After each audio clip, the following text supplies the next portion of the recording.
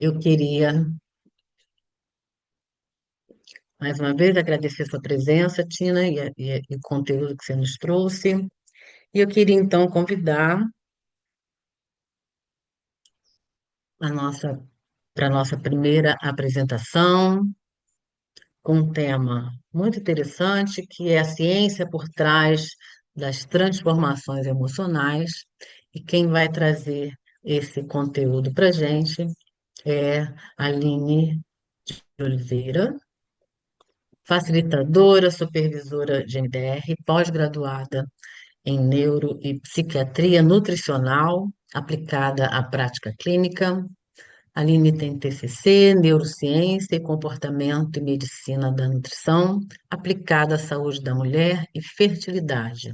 É mestranda em Neuropsicologia, autora dos baralhos terapêuticos, Inteligência Emocional no Dia a Dia, Minha Família Interna e do e-book Kindle Lipidemia e Saúde Mental, Como Cuidar do Corpo e da Mente. O espaço é todo seu, Aline. Olá, bom dia a todos. Vou só arrumar aqui que é lipedema, essa é lipidemia. É lipedema e saúde mental, como cuidar do corpo e da mente. E um prazer e uma alegria estar aqui com todas vocês, né, juntas, né, para estarmos falando sobre essa abordagem que transformou a nossa história como psicoterapeutas e que tem transformado a vida de tantas pessoas. Então vamos lá, eu vou começar a compartilhar. Vocês me digam se está tudo ok aí na telinha de vocês. Tudo ok, Lilian? Todo mundo vendo? Obrigada, Sueli, pelo feedback. Você está aqui na minha telinha, eu consigo ir te vendo. Então, como a Lilian falou, nós vamos começar falando sobre a ciência por trás da transformação emocional. Afinal de contas, o que acontece no nosso cérebro para que a psicoterapia EMDR traga tantos resultados e tantas modificações, né, na nossa vida? Isso aqui é um pouquinho do meu currículo, né? A Lilian já começou a falar um pouquinho para vocês, né? Eu tenho especializações dentro da psicologia, dentro da nutrição, dentro da medicina, né? E cada vez mais ampliando o conhecimento e entendendo, né, esse ser humano, não somente numa visão emocional, mas também no todo, porque a saúde é justamente esse bem-estar, como propaga a OMS, né?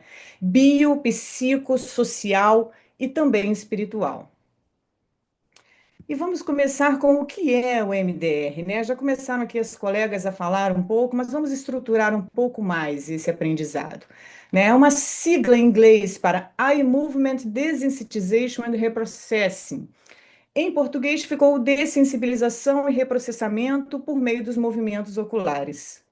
Essa dessensibilização e esse movimento, esse reprocessamento através dos movimentos oculares, ele é um tratamento psicoterápico, conforme já foi falado aqui pelas colegas, e que foi originalmente concebido para aliviar o sofrimento associado às memórias traumáticas. Né? As colegas já começaram a falar sobre isso. E a gente precisa também conhecer um pouco sobre essa história. Né? Nós temos a descoberta em 1987, essa é a querida doutora Francine Shapiro, né? Que ela descobre os efeitos, como a Tina contou muito bem, né? Da dessensibilização dos movimentos espontâneos dos olhos. Ela desenvolve esse procedimento usando a aplicação dos movimentos oculares. Em 89, como a Tina também falou e trouxe aqui para a gente, nós temos o primeiro estudo controlado de MDR para transtorno de estresse pós-traumático, o TEPT, e ele foi publicado no Journal of Traumatic Stress. Né? A Shapiro ela estuda o MD como um modelo de dessensibilização a princípio, que apresenta o efeito de desativação por meio dos movimentos oculares e uma potencial ligação com o sono REM.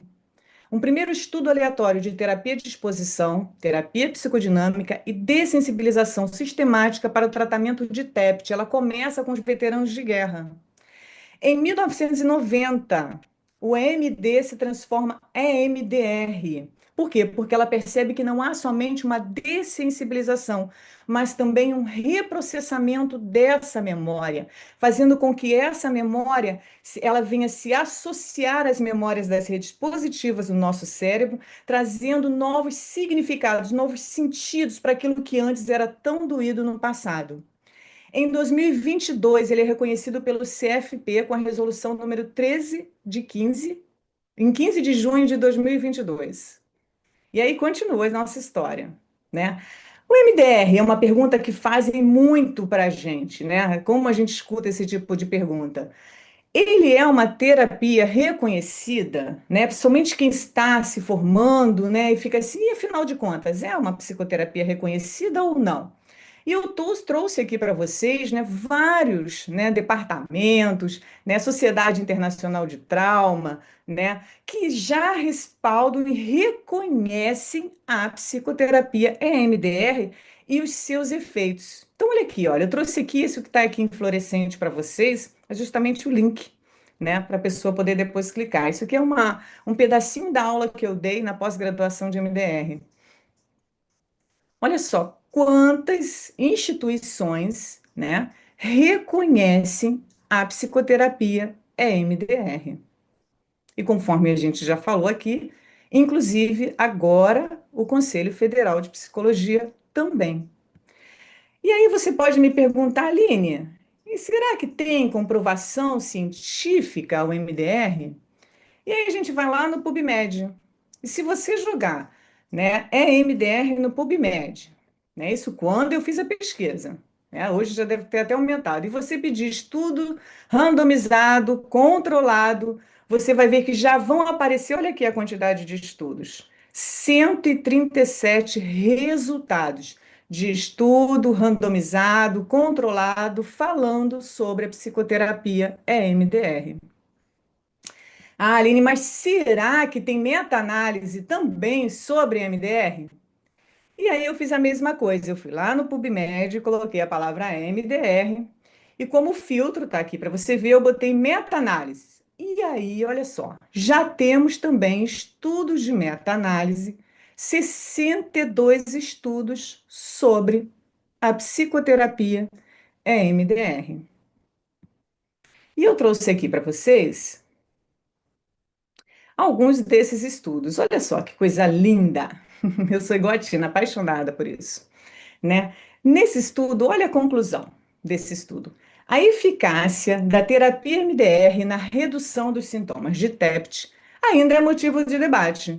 No entanto, a pesquisa nesta área criou um enorme interesse entre os próprios pesquisadores e médicos, nos estudos incluídos que foram examinados para o propósito de estudo atual, foi descoberto que a intervenção EMDR tem eficácia no tratamento de crianças e adolescentes com ansiedade e é eficaz no tratamento de crianças, adolescentes e adultos com sintomas de depressão em pessoas com TEPT.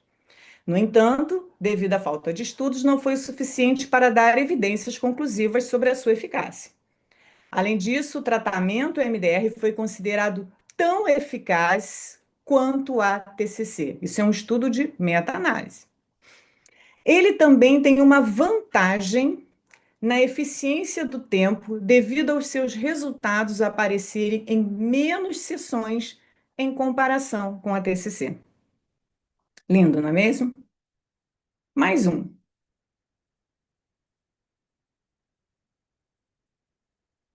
Esse aqui, eu adoro esse artigo.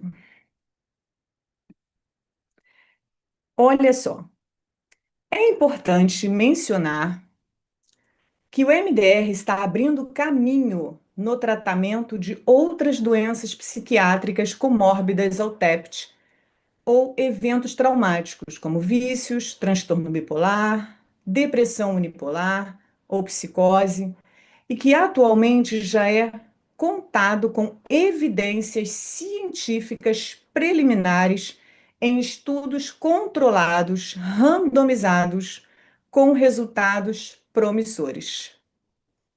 Concluindo, há cada vez mais estudos clínicos revisões e meta-análises que fornecem dados sobre a eficácia e segurança do MDR para tratar TEPT, colocando ao mesmo tempo nível do que outros tratamentos de escolha, como a TCC focada no trauma. No entanto, a pesquisa MDR ainda está em seu início, por isso o incentivo da Tina para a gente continuar com as pesquisas, né? Essa é a grande bandeira aqui da Tina, né? Para nós, terapeutas de MDR. Mais estudos ainda são necessários para entender melhor seu mecanismo de ação e as bases neurobiológicas subjacentes à ação, ao mecanismo de ação e as bases neurobiológicas subjacentes à terapia.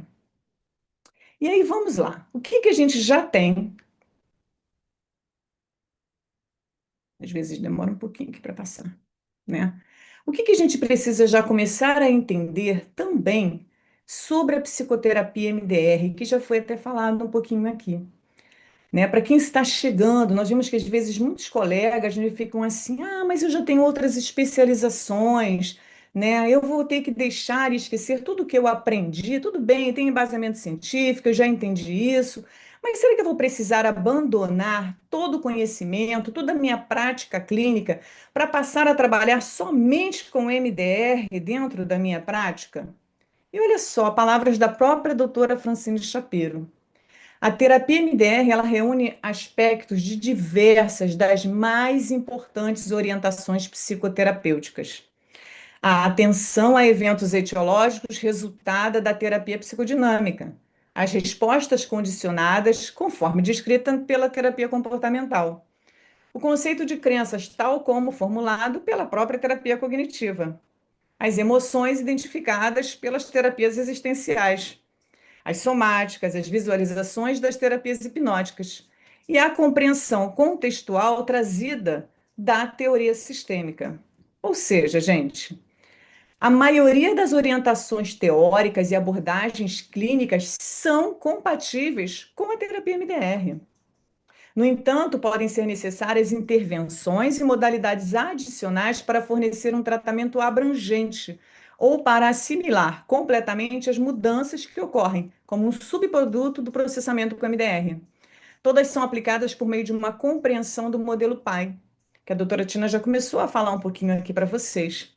Então, habilidades de autorregulação podem precisar ser desenvolvidas para abordar desafios internos e externos, à estabilidade emocional e ao atual nível de funcionamento psicossocial, que vai ser a fase 2, né, dentro do protocolo da psicoterapia MDR. Construção de habilidades, pode ser necessário abordar os déficits de desenvolvimento e aprender habilidades necessárias. Pode-se utilizar a terapia de casal, de grupo e família como auxiliares na terapia MDR, dependendo da sua indicação clínica. Então, assim, eu mesma falei aqui para vocês que eu tenho várias especializações dentro da própria psicologia, dentro da nutrição, dentro da medicina integrativa. E por nós termos o MDR como uma abordagem integrativa, eu costumo dizer que, dependendo do caso e do paciente que está diante de mim, algumas dessas abordagens, elas vão entrar na minha ciranda na hora de atender esse paciente. Uma coisa também é que eu vou pular esse vídeo da doutora Francine Shapiro, se der tempo eu passo depois no final para a gente assistir, né? É nós estarmos atentos a quais são os conceitos básicos da terapia MDR. A estimulação bilateral da atenção dual, ela é meramente um componente integrado a elementos procedimentais exclusivos da terapia MDR, assim como os demais aspectos sintetizados de outras das principais orientações psicoterapêuticas existentes. Então, assim, a gente vê muitas pessoas falando assim: ah, é só mexer o olho e tá tudo certo, né? Então, isso aí eu faço, eu pego o meu paciente e mando ele mexer o olho lá e vai dar tudo certo. Estou fazendo MDR. Não é bem assim, né? Vocês estão vendo aqui que é uma abordagem estruturada. E essa estrutura, ela precisa estar presente na hora desse atendimento.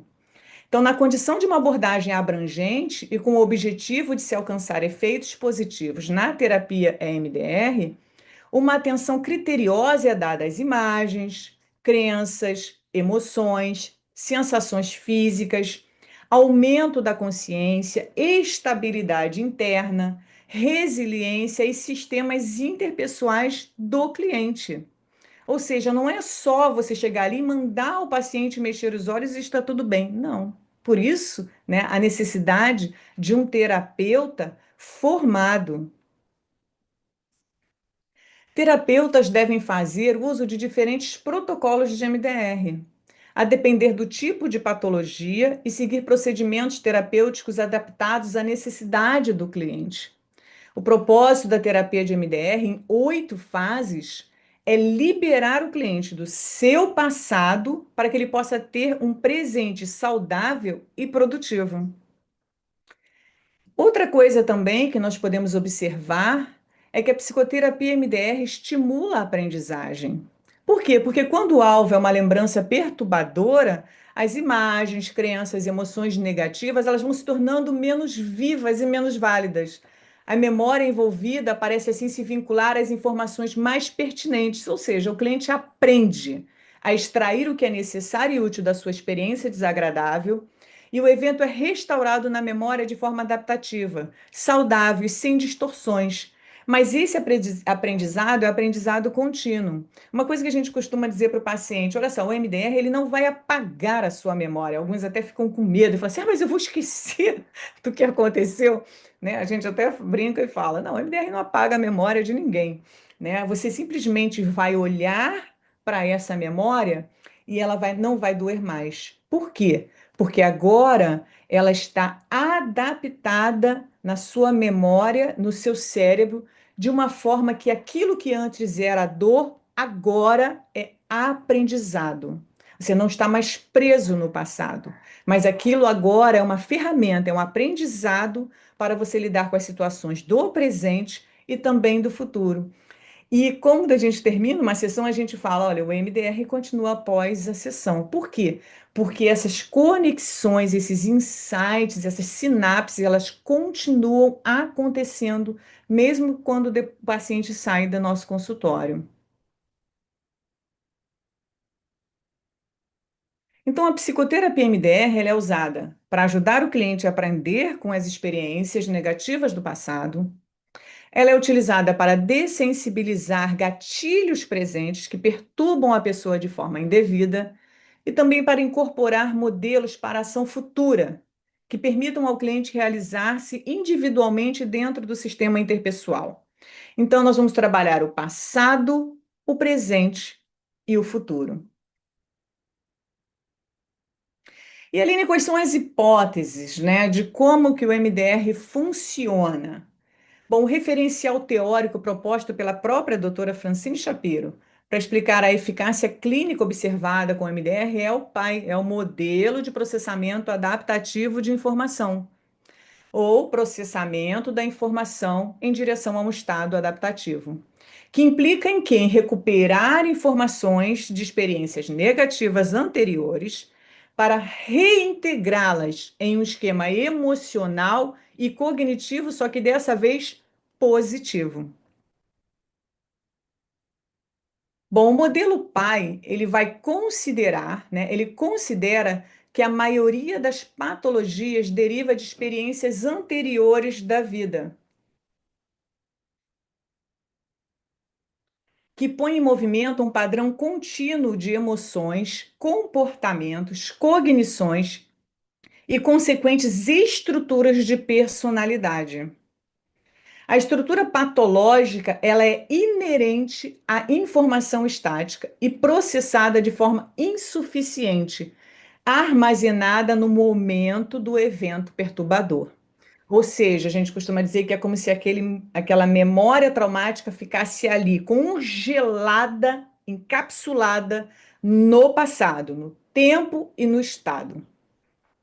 Desde casos de TEPT simples e fobias até situações mais complexas, tais como o transtorno de pânico, algumas formas de depressão, dissociação, transtornos de personalidade. A patologia ela é compreendida com o impacto dessas experiências remotas que são mantidas no cérebro de uma forma e estado específica. Eu costumo dizer, quando eu estou dando palestra para médicos, né, em congressos, em mentorias, eu falo assim: vocês médicos costumam dizer que a inflamação crônica de baixo grau é a mãe de todas as doenças. E eu digo para vocês que o trauma é o pai. Ele está ali por baixo de todas as doenças, todos os transtornos. Vocês podem pesquisar, pode conversar com os pacientes de vocês, que vocês vão ver, e cada vez mais as pesquisas estão mostrando isso, a presença do trauma também ali.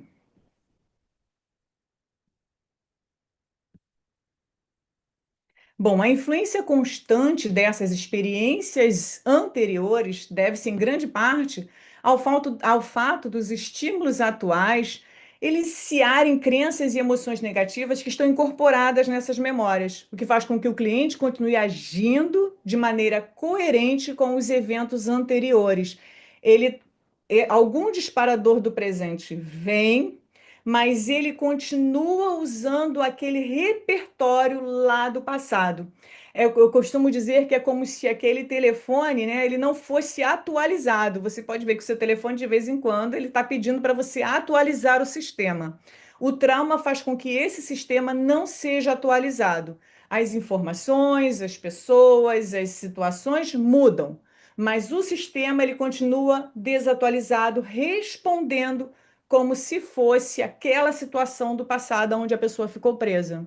Então, embora a memória de um cliente possa se relacionar a um evento que de fato ocorreu e a comportamentos que podem ter incluído respostas que foram apropriadas à situação perturbadora naquele dado momento, a falta de assimilação adequada significa que o cliente continua reagindo em suas emoções e comportamentos de forma condizente com o evento perturbador do passado, ou seja, ele continua congelado naquele trauma lá de trás, respondendo não como adulto, como a pessoa que está diante daquela situação, mas como aquela criança que viveu algo igual ou similar no passado.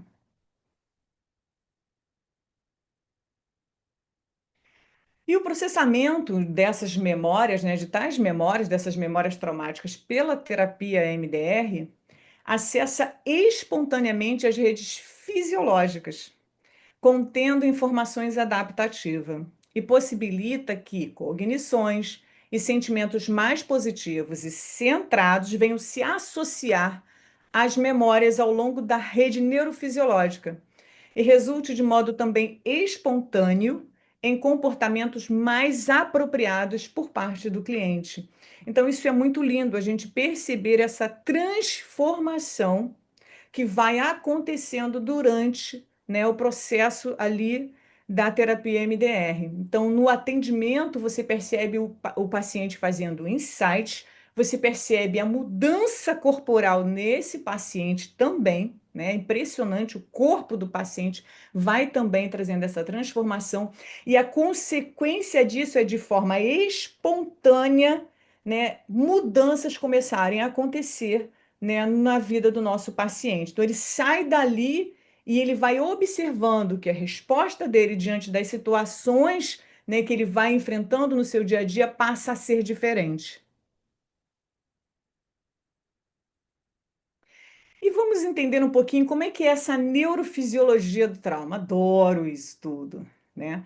O trauma psicológico ele está associado a inúmeras alterações no sistema nervoso, causado por quê, gente? Durante uma situação traumática, o que que você vai ter liberado ali no seu sistema nervoso? Olha só, você vai ter cortisol, com certeza, você está entrando ali naquele, você está em risco de vida. Se é trauma, provavelmente você está passando por uma situação emocional aonde você está sentindo ali, né, o risco, né, de morte iminente, né, risco de vida. E ali naquele momento, o que vai estar ativado? O seu sistema nervoso simpático, né? Luta, fuga. E aí o que você vai ter? Picos de adrenalina, né? Liberação de cortisol, flutuações nos neurotransmissores e assim por diante. E o resultado é o quê? Uma perda da homeostase. E devido a todo esse desequilíbrio, o sistema de processamento de informação, ele não pode funcionar de uma maneira ideal. E as informações adquiridas no momento do evento, incluindo as imagens, sons, emoções e sensações físicas, elas são armazenadas no seu estado perturbador. Então você vê que há uma carga muito grande de emoções, né? Há uma quebra na homeostase desse sistema nervoso, e essa quebra faz com que essa memória seja armazenada de uma forma disfuncional no cérebro da pessoa.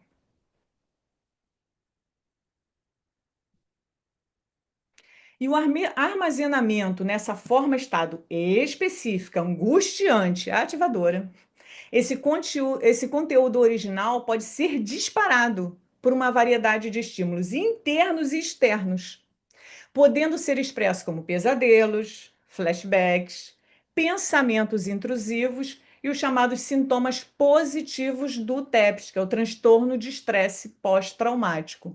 Então você vê que às vezes o paciente assim, é um simples acelerar do coração dele, ó, um estímulo interno já faz com que dispare uma cascata, né, de outros sentimentos, de outras emoções, de outras sensações físicas, e às vezes um estímulo externo, como ouvir o barulho, a sirene de uma ambulância passando, já dispara tudo isso no paciente.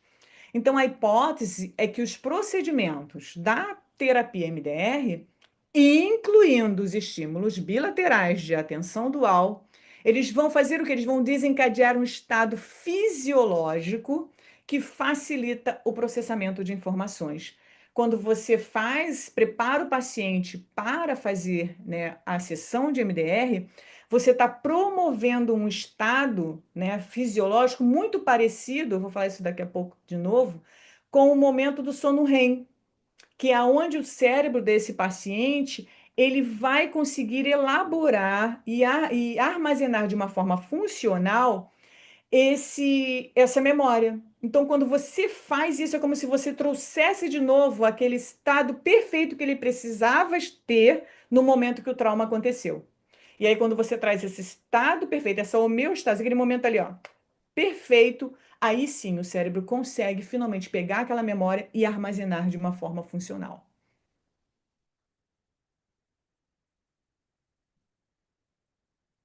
E o efeito dos movimentos oculares, né? O que a gente tem, né, de estudo a respeito disso? Vocês vão ver que aqui tem alguns estudos para vocês podem printar a tela, tirar foto, para depois vocês procurarem. Vocês vão ver também que os estímulos bilaterais, eles não são algo exclusivo da terapia MDR. Você vai ver outras abordagens que também se utilizam da estimulação bilateral visual. Por quê? Porque cada vez mais as pesquisas estão mostrando o efeito dela no cérebro.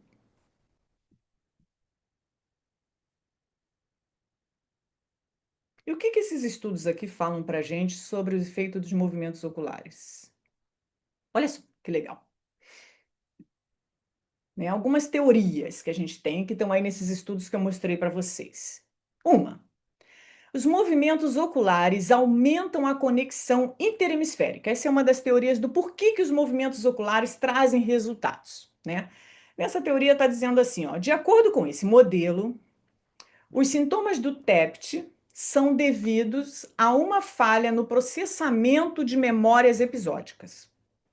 Os movimentos oculares bilaterais, eles facilitariam a interação interhemisférica através de maior ativação e conectividade neural que promoveria o processamento de informações. Como resultado, a capacidade de lembrar melhoraria todos os elementos do evento traumático e a integração da memória episódica na memória semântica. No entanto, alguns estudos recentes de eletroencefalograma não apoiam esta primeira teoria, demonstrando que os movimentos oculares não facilitam a comunicação entre os dois hemisférios cerebrais. Vamos para a segunda teoria. Então, essa daí já. Ops! E a segunda teoria? O que ela diz? Os movimentos oculares causam alterações fisiológicas, que é aquilo que eu estava falando para vocês. E isso é muito legal né? Porque você vai ler em outros livros, em outros estudos que não tem nada a ver com MDR, mas que fala sobre sono, por exemplo. E eles trazem, né, falam exatamente sobre isso aqui, né? Os movimentos oculares, eles causam alterações fisiológicas semelhantes às que ocorrem durante a fase do sono REM, que é a fase dos rápidos movimentos oculares. Então, esse modelo de explicação, ele sustenta que a integração de memória episódica para memória semântica ocorre enquanto nós dormimos. Então, movimentos oculares bilaterais repetidos ativariam mecanismos neurológicos semelhantes ao da fase REM, através de uma resposta de orientação, permitindo assim o que? A integração de memórias traumáticas. Então, dentro do modelo fisiológico, alguns autores também propuseram que a estimulação bilateral ativaria um reflexo exploratório, que coloca o organismo em estado de alerta. No contexto da terapia, uma vez que não há um estímulo realmente perigoso, ocorreria uma resposta de relaxamento, aquilo que eu falei para vocês antes, ó, uma resposta de relaxamento que levaria a uma diminuição da excitação, facilitando assim o que? O reprocessamento e a integração da memória traumática. Ainda tem mais uma. Terceira teoria. Os movimentos oculares induzem uma exigente tarefa de atenção dupla, que tem efeito exaustivo na memória de trabalho. Como a memória de trabalho ela tem uma capacidade limitada, essa dupla tarefa que a gente propõe para o paciente de atenção, onde ele tem que manter a memória online do conteúdo traumático e as suas características associadas, e ao mesmo tempo tem que se concentrar ali nos movimentos oculares bilateral, poderia alterar a qualidade do armazenamento das memórias traumáticas, diminuindo assim a intensidade da memória episódica e com ela os sintomas do TEPT. E a gente sabe que conforme a gente vai reprocessando, o paciente fala muito isso para a gente. Ai, parece que está ficando mais distante, né? Agora está meio nevoado, né? A gente até fala, o passado realmente foi para o passado. Esse aqui é um outro estudo, né? E ele traz isso aqui para gente. Alguns autores demonstram, alguns autores mostram que as lembranças desagradáveis que são tratadas durante as sessões de MDR são mantidas na agenda visoespacial, um dos componentes da memória de trabalho responsável por manter e manipular informações visual ou espacial. E segundo esses autores, né, à medida que o progresso da terapia acontece, o conteúdo armazenado ele perde a vivacidade e emotividade, porque os movimentos oculares esgotam os recursos de reprocessamento. E o que que acontece no cérebro? A gente já consegue, né, ver o que acontece no cérebro. Então, tá aqui esse estudo também. Depois, se vocês quiserem, aproveitem, tirem a foto da tela. A metodologia inovadora permitiu que o nosso estudo visualizasse pela primeira vez as ativações específicas associadas às ações terapêuticas típicas do protocolo MDR. As descobertas sugerem que os eventos traumáticos são processados em nível cognitivo após a terapia MDR bem-sucedida, apoiando assim a evidência de padrões neurobiológicos distintos de ativações cerebrais durante a estimulação bilateral associados a um alívio significativo de experiências emocionais negativas. Lindo, não é mesmo? Para finalizar, um pouquinho da metodologia, né? Já falamos que é uma abordagem baseada na memória focada no reprocessamento da experiência. Há um protocolo integrativo de 3 etapas, conforme eu mostrei para vocês: passado, presente e futuro. É uma abordagem abrangente de 8 fases, procedimentos padronizados, guiados pelo modelo de processamento adaptativo de informação, que é o PAI. E os estudos mostram os melhores resultados do tratamento quando a fidelidade aos procedimentos padronizados ou MDR são mantidos. Aqui são os aparelhos que nós utilizamos, né? A barra de luz, o aparelho tátil E o abraço de borboleta aqui, né, com essa, né, com o príncipe aqui mostrando ele falando do resultado dele lá para a Oprah. E essa é a psicoterapia EMDR. E eu quero finalizar aqui com uma frase que eu adoro, né? Aqui está o QR Code, você pode acessar o meu Instagram e ali você consegue saber sobre os meus cursos, sobre o meu e-book Kindle, sobre a minha mentoria, está tudo lá. E vou finalizar com essa frase: aqueles que são loucos o suficiente para pensar que podem mudar o mundo são aqueles que realmente o fazem, né? Essa frase aí do Steve Jobs. E nós somos desses loucos que acreditam que podem mudar o mundo, assim como a doutora Francine Shapiro um dia acreditou.